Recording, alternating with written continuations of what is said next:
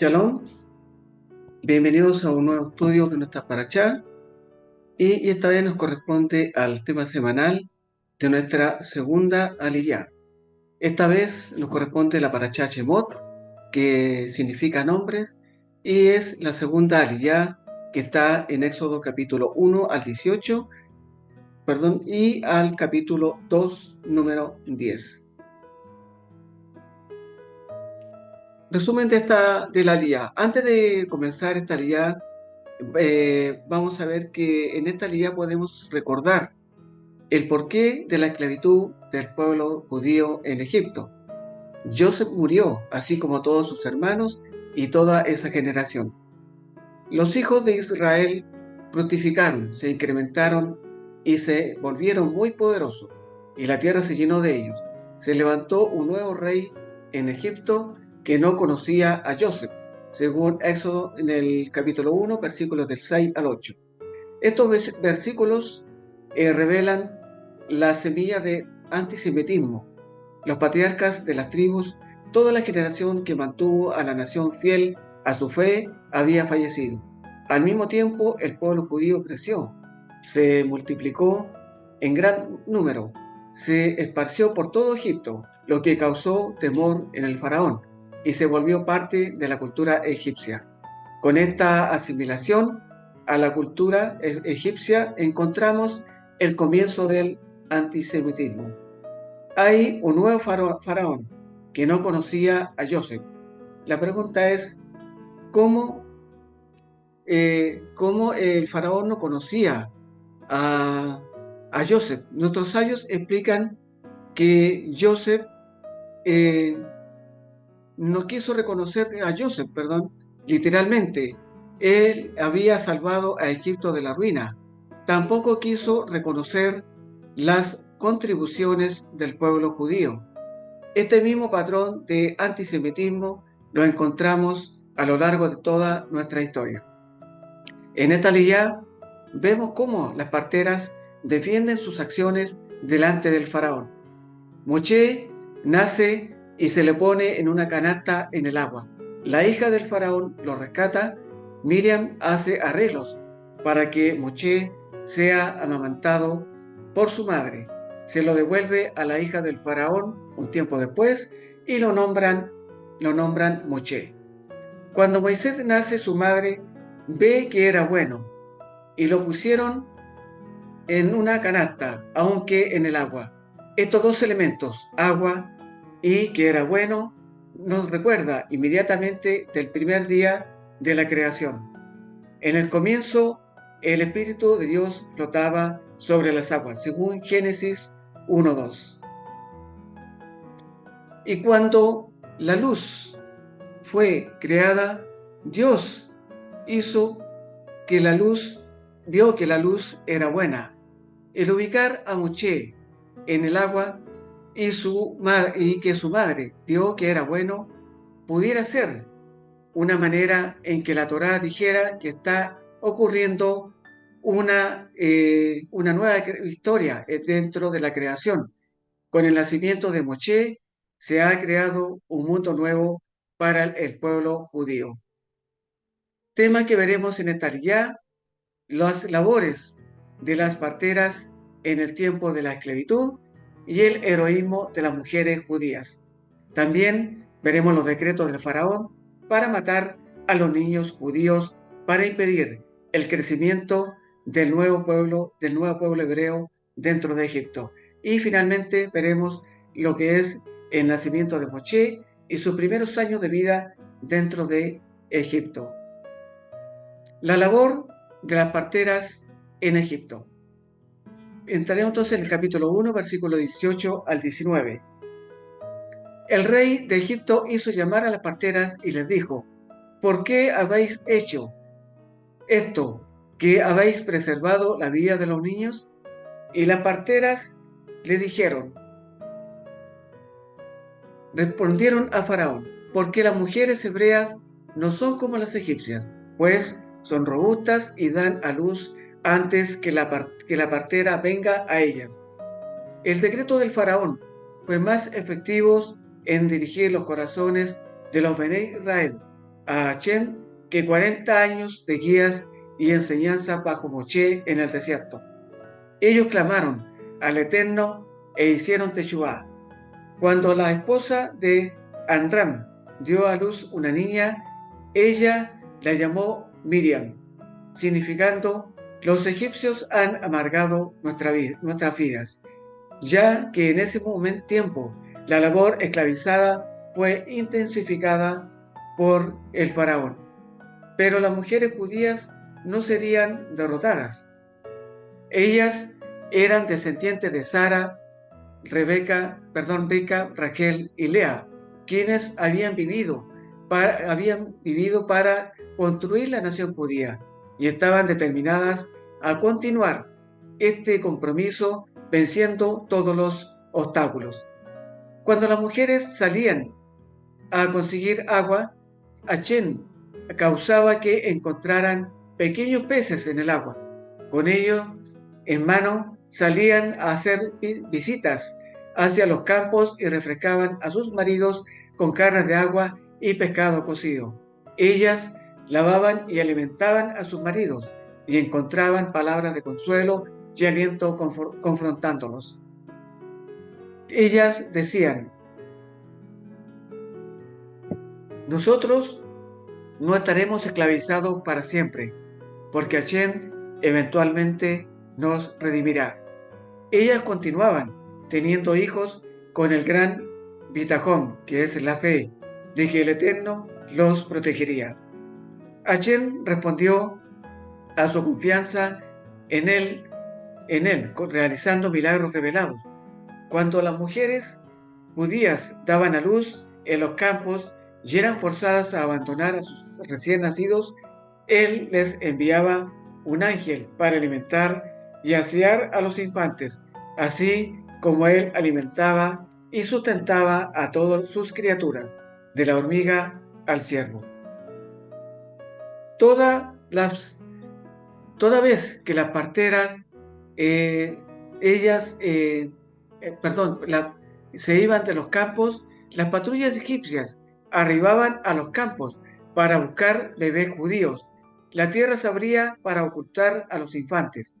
Los egipcios estaban estupefactos por su desaparición, pensando que habían sido engañados por alguna forma de magia.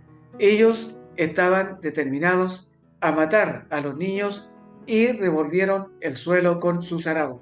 Sabían que la magia no puede ejercer poder más lejos que la profundidad a la que una mano puede alcanzar. Ellos consiguientemente, estaban seguros de que una vez que labraran el suelo hasta la profundidad del largo de una mano, los niños serían suyos para ser exterminados. Pero nunca descubrieron un solo niño. Pronto, como los egipcios se hubieran retirado, los niños brotaban fuera del suelo como pasto del campo. Cuando crecieron, retornaron en muchedumbres a las casas de sus padres. Los egipcios estaban perplejos. ¿Cómo podían ser que la nación judía continuara creciendo y floreciendo? Cuando el faraón ordenó que las parteras judías, Sifra y Púa, llegasen a su palacio, ellas no eran otras que Jochebed y Miriam, mas eran conocidas por sus nombres diferentes. Jochebed era llamada Sifra porque ella solía lavar y asear a los infantes. Sifra denota que solía hacer Meshá Peret, embellecer a los niños. Y Miriam era llamada Púa porque ella sabía cómo tranquilizar a los llorosos recién nacidos. Púa significa que solía hacer sonidos arrulladores para calmar a los infantes. Por añadidura, el nombre de Púa le había sido dado a Miriam porque ella clamaba con espíritu profético: mi madre dará a luz en el futuro al Salvador del pueblo de Israel. En aquel tiempo Miriam era una niña de solo 5 años, pero solía acompañar a su madre para asistirla en su tarea y era tan hábil como un adulto. El faraón ordenó nuevamente a las dos parteras matar a todos los recién nacidos, varones, y dejar solo a las niñas sobrevivir. Tan pronto como la pequeña Miriam escuchó el vil edicto, exclamó: ¡qué vergüenza! ¡Qué rey malvado! Infortunio para él en el día en que Hashem le imponga castigo. El faraón empalideció e indicó a su verdugo que llevara a Miriam inmediatamente a su muerte. Pero su madre cayó al suelo delante del rey, rogándole misericordia para su hija. Ella rogó: ¿por qué debería usted estar enojado ante las palabras de una niña pequeña? Ella es solo una niña. Finalmente el faraón consintió en dejar a Miriam con vida. Tanto Lejoven como Miriam abandonaron el palacio con el claro conocimiento de que desafiar la orden del rey significaba la muerte para ellas, pero no tenían la intención de obedecer porque temían más al poderoso que de lo que podían temer a un rey humano. ¿Cómo podríamos perpetrar la horrible acción de matar niños judíos? Se preguntaban. Clamaron: nuestro antepasado Abraham no habría posadas para sustentar aún a gentiles. ¿Cómo podemos entonces actuar de manera opuesta, aniquilando y destruyendo niños judíos? De ahí en más, ellas no estuvieron meramente satisfechas de cumplir con sus obligaciones como parteras, sino que también se preocuparon de que los recién nacidos de familias pobres fueran sustentados. Recolectaban comidas de las casas de las mujeres ricas, llevándola a aquellas de las mujeres judías pobres. Más aún, cuando de cada parto ellas permanecían orando a Hashem, le rogaban a él que el niño naciera sano. Hashem, rezaban: tú sabes que nosotras actuamos desafiando la voluntad del faraón de forma de cumplir con tu voluntad. Sé misericordioso y concédeles vida. Ellas oraban de forma tal que nosotras no seamos culpables por sus muertes. Hashem aceptó su tefilot. Todos los niños que ayudaron a alumbrar nacieron sanos y bien. Por esto puede decirse que los Jebed y Miriam realmente concedieron vida a los niños judíos. El faraón pronto descubrió que los bebés judíos no eran muertos. Él convocó a los Jebed, a Miriam, al palacio nuevamente. Ustedes son culpables de haber transgredido mis órdenes. El faraón las acusó. Ustedes deben entender, su majestad. Los Jebed le explicó que las mujeres judías son diferentes de las egipcias. Nuestros antepasados nos compararon con las bestias. La tribu de Judá es comparada al león, Benjamín al lobo y Neftalí a una cierva.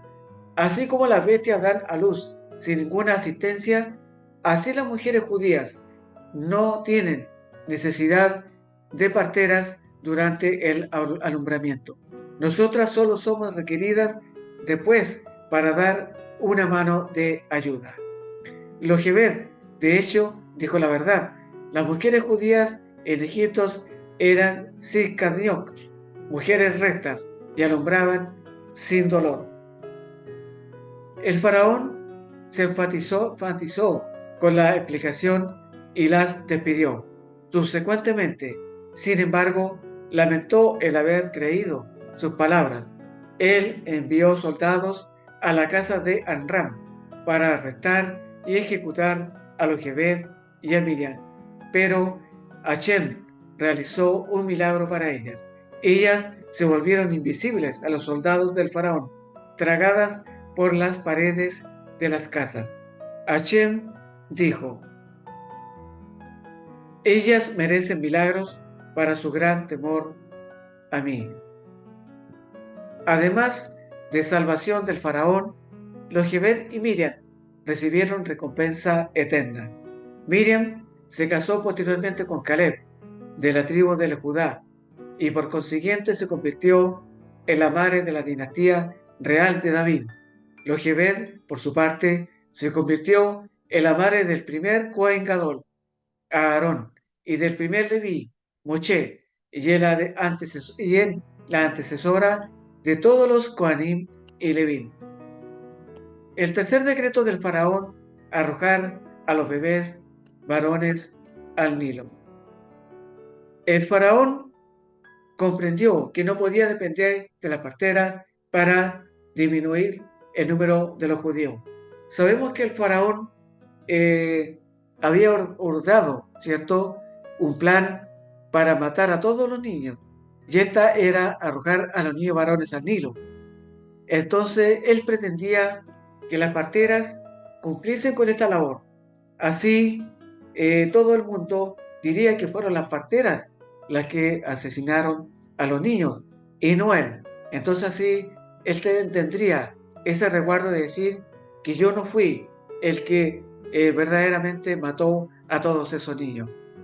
También veremos aquí que el faraón estaba urgido a la acción por un sueño aterrador que lo acosaba. En su sueño se había visto a sí mismo sentado en su trono. Un hombre anciano aparecía ante él, sosteniendo una gran balanza que suspendió delante del faraón.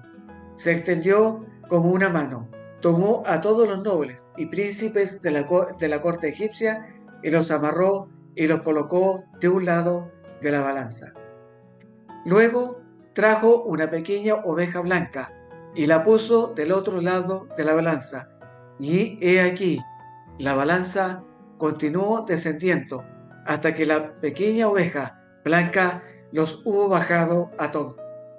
El faraón se despertó con un sudor frío sobre su frente. Convocó a sus 3 consejeros principales. Ellos eran Bilam, el mago universalmente famoso, y Tro, en aquel tiempo conocido como Leter o Reuel, quien era un hombre sabio y filósofo, y por último Ibob, un hombre recto de la tierra de Uz. Bilam, al escuchar el sueño, declaró inmediatamente: no hay duda acerca del significado de vuestros sueños, majestad, le dijo. Él presagiaba que un niño judío un día destruiría a todo Egipto, y veremos que ese niño sería posteriormente Moshe. Finalmente pasaremos al tercer tema, que es el nacimiento de Moshe. El capítulo 2, versículo 2, y dice: y la mujer concibió y dio a luz un hijo, y viendo que era hermoso, lo escondió por 3 meses. Así aquí se trata de que vio algo espiritual. El niño no era solamente bello de manera física, sino que había sido algo sobrenatural, que había algo sobrenatural alrededor de su nacimiento.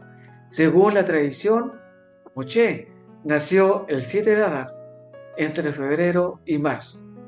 Un Midrash dice que la luz de la Shekinah, la presencia divina manifestada, llenó la habitación cuando nació. Otro Midrash dice que Moshe nació circuncidado. Lo cierto es que había algo muy especial con este niño. La madre tomó la decisión de ocultarlo durante 3 meses, exponiendo su propia vida para salvar a su hijo. Esta obra fue tan importante que es mencionada en la lista de los héroes de la fe, como está en Hebreos 11:23, donde está escrito: por la fe de Moshe, cuando nació, fue escondido por sus padres durante 3 meses, porque vieron que era un niño hermoso y no temiendo el edicto del rey. La fe superó el temor del rey. Lo contrario de temor es fe, confianza, como está escrito en Marcos 5:36, que dice: no temas, cree solamente. Como la fe abre las puertas para que el Eterno pueda obrar en nuestras vidas, el temor abre las puertas para que el maligno, que Hashem lo reprenda, pueda obrar en nosotros. En el versículo 3 dice: pero no pudiendo ocultar más por más tiempo, tomó una cestilla de juncos y la calafateó con asfalto y brea. Entonces puso al niño en ella y lo colocó entre los juncos a la orilla del río. Aquí vemos por segunda vez en que se habla de canastilla, se habla de asfalto y se habla de brea. Y la otra parte en que podemos encontrarla es en el arca de Noé. Rashi cita al Midrash y dice que ella usó barro por dentro y brea por fuera. Así el niño no sentiría el fuerte olor de la brea. En Deuteronomio 18, versículos 15, 18 y 19 está escrito: un profeta en medio de ti, de tus hermanos, como yo, te levantará Hashem, tu Elohim, a él oiréis. Un profeta como tú levantaré entre sus hermanos, y pondré mis palabras por su boca, y él les hablará todo lo que yo les mande. Y sucederá que a cualquiera que no oiga mis palabras, que él ha de hablar en mi nombre, yo mismo le pediré cuenta. El profeta como Moshe, del cual se habla, es una referencia al Mesías. De esta manera podemos estudiar la vida de Moshe y encontrar muchos eventos paralelos con la vida del Mesías Yeshua, como está escrito en Mateo 21:11, que dice: y las multitudes contestaban: este es el profeta Yeshua, de Nazaret de Galilea. En Juan 6:14 está escrito: la gente entonces, al ver la señal que Yeshua había hecho, decía: verdaderamente, este es el profeta que había de venir al mundo. Al mismo tiempo, vemos cómo Moshe fue salvado del peligro de la muerte del agua. De la misma manera, Yeshua fue sacado de las aguas de la muerte, como está escrito en Jonás 2, del 5 al 6, que dice: me rodearon las aguas hasta el alma, el gran abismo me envolvió, las aguas se enredaron en mi cabeza, descendí hasta las raíces de los montes, la tierra con sus cerrojos me ponía cerco para siempre. Pero tú sacaste de la fosa mi alma, oh eterno Dios mío. En el Salmo 18:16 está escrito: extendió la mano desde lo alto y me tomó, me sacó de las muchas aguas.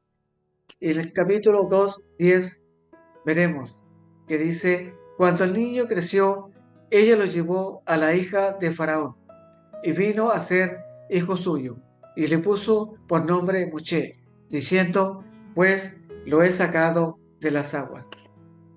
El Midrash cuenta que fue después de 24 meses que Moshe fue llevado a la hija del faraón.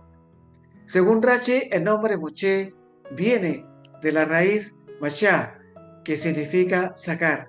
El nombre de Moshe anuncia que el Mesías tendría que ser sacado de la muerte para poder ser libertador de Israel y del mundo. Como comentario podemos ver en esta aliyá, en esta parashá, cómo la valentía de estas dos parteras, ¿cierto? Jochebed y Miriam desafiaron al faraón, exponiendo sus vidas para salvar a los bebés judíos. Ellas temiendo más al Eterno que a él, por ello Hashem la recompensó y también a su familia. Como dijimos anteriormente, todas las bendiciones que ellas recibieron de parte del Eterno. El pueblo de Israel le dice a Hashem: considera cuántas intrigas insidiosas las naciones traman en contra nuestra. Déjelas planear. Hashem responde, ningún plan llegará a cumplirse nunca, a menos que yo lo permita. El faraón decretó aniquilar a la nación judía. Yo, sin embargo, ordené lo contrario.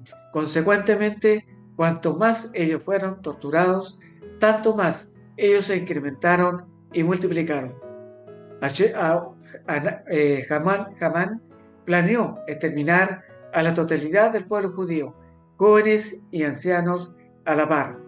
Yo, sin embargo, deseaba que ellos vivieran y por consiguiente revertí la situación y él fue muerto. El profeta Milán intentó maldecir a la nación judía. Yo no estuve de acuerdo, dijo Hashem, y por consiguiente él tuvo que bendecirla. Moshe fue educado en el palacio del faraón. Era un príncipe del imperio más poderoso del mundo. Hubiera podido cerró sus ojos y permanecer indiferente a los gritos de angustia de sus hermanos, pero eligió renunciar a la opulencia del palacio, al poder de su posición real, para compadecerse de sus hermanos oprimidos por la esclavitud. Sintió en carne propia el tormento, lloró por ellos, luchó por ellos, e incluso cuando era niño, convenció al faraón para que les permitiera descansar un día cada 7. De esta manera, Moshe le permitió al pueblo judío respetar el Shabbat, algo que recordamos hasta el día de hoy en la Amidah Shemonah Esrei de Shacharit, el servicio de plegarias matutinas, cuando declaramos Ismach Moshe Matnat Helko, que dice, Moshe se alegró con el regalo de su porción. Y recordemos que en este momento de su vida todavía no se le había encargado ninguna misión, ninguna voz divina había hablado. Lo hizo por bondad, por la pureza de su propia alma. Aquí radica su grandeza. Shalom.